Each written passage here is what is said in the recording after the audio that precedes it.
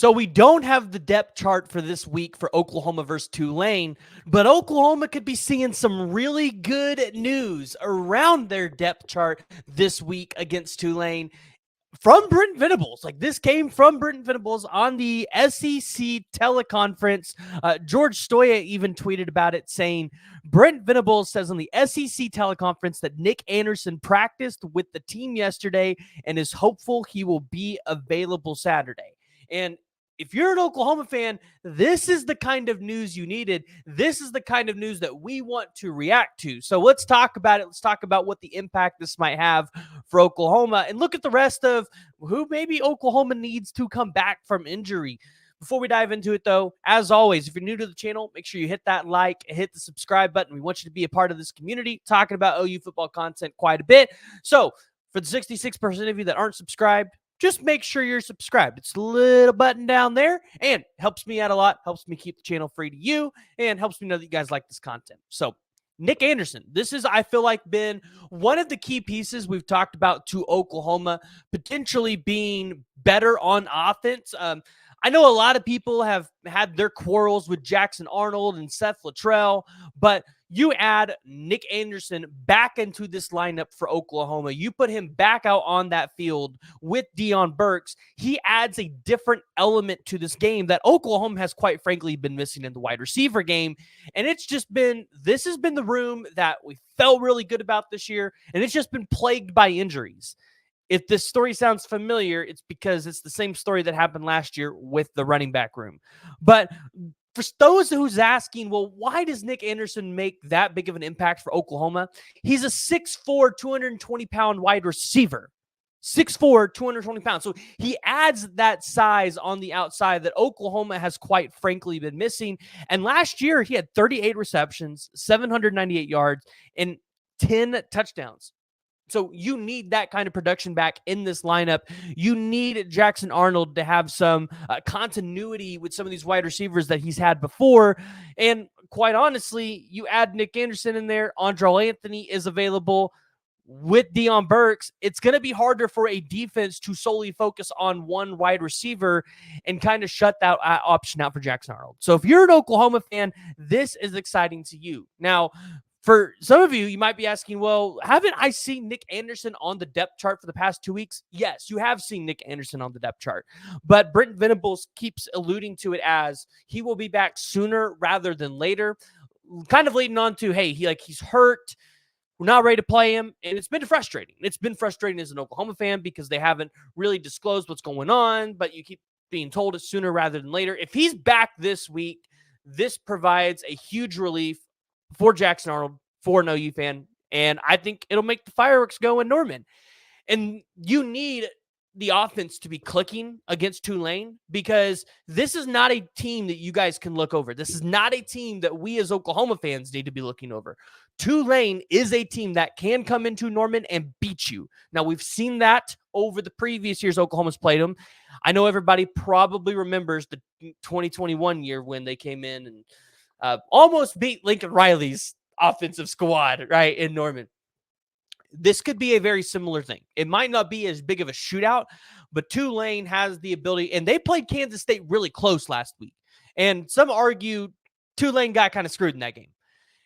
They've got the offensive firepower. They have good defensive weapons. They've got two decent quarterbacks. Like, Tulane has everything in the making to make this an upset, and it's only a 14-point spread for Oklahoma, which, I mean, as we kind of saw last week, that might not be big enough for Oklahoma, right?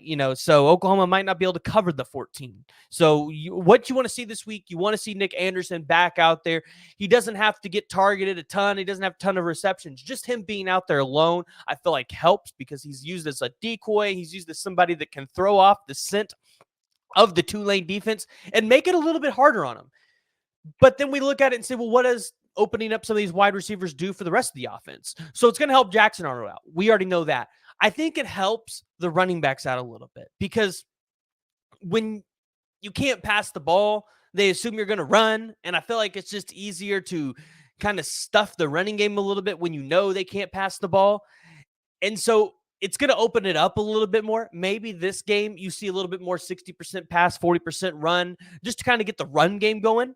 But that allows guys like Taylor Tatum and Javonte Barnes, who have been really good for Oklahoma this year, to be able to do their thing in this game, which in turn helps the offensive line out, because I think you're getting close to finding a 5 on the offensive line that will work. We even heard that EPL is going to be getting a lot of reps, and he's going to be getting some run at that left guard position, which and that's exciting as well, talking about depth chart and roster news, because if you put EPL at the left guard position, that allows you to move Sexton back to his tackle position, his natural position, which means if you can keep Tarquin over at right tackle, where he played pretty well last week, and you can move Sexton out to the left tackle, that allows you to keep Spencer Brown and Howland in the 2 deep as your tackles, which I feel pretty comfortable with that as your backup tackle situation until Taylor can get healthy. And then you look at your guard spots, right? Sounds like Hatchett's out for the rest of the season, but when Troy Everett gets back, hopefully Hickman's back by that point as well. Troy Everett can not only be a backup center, but he can also be a backup guard to either EPL or Fabechi Wewu. So exciting news when it comes to the roster, the depth chart for Oklahoma. This is something that we talked about a lot last week. You integrate really Andrell Anthony and Nic Anderson into this offense, it's going to explode. Now, defensively, I don't think you need to make any changes there. I think what you've been doing works. Deshaun McCullough is not back yet, but I don't think you need him back yet, right? If you need to wait on him so that he can get 100% healthy, I think you have that luxury on defense. We were actually talking about this in the Discord earlier this morning, but maybe something that you try and something that you do if you're Oklahoma, because you have the luxury to do it, is take a guy like Jacoby Johnson from the cornerback room and move him to the offensive side of the ball. You don't have to do this long term, but Jacoby Johnson is 6'2", 200 pounds. And although maybe he doesn't know the offensive playbook to the point of maybe some of these freshman wide receivers do, you can kind of give him some easy concepts or easy routes to do. Jacoby Johnson, because he did this in high school, should be able to pick it up fairly easily.